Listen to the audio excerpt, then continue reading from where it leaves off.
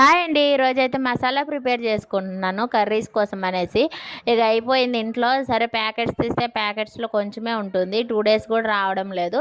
అందుకని ఇట్లా ఇంట్లోనే చేసుకుంటే సరిపోతుంది అని చెప్పేసి మసాలా ఐటమ్స్ ఇంట్లో ఉన్నవన్నీ వేసి ఫ్రై చేస్తాను. తర్వాత ధనియాలు కొన్ని ఫ్రై చేసుకుంటున్నాను అనమాట. కొంచెం మంచి స్మెల్ వచ్చే వరకు ఫ్రై చేసుకోవాలి. ఈ రెండు ఫ్రై అయిపోయినాక పక్కకు పెట్టుకొని చల్లార్చుకోవాలి. బాగా చల్లారిన తర్వాత మిక్సీ పట్టుకుంటే మనకు మసాలా రెడీ అయిపోతుంది.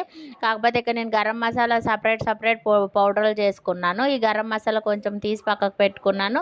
ధనియా పౌడర్ కూడా కొంచెం పక్కకు తీసి పెట్టుకున్నాను. తర్వాత ఈ రెండు మిక్స్ చేసేసాను.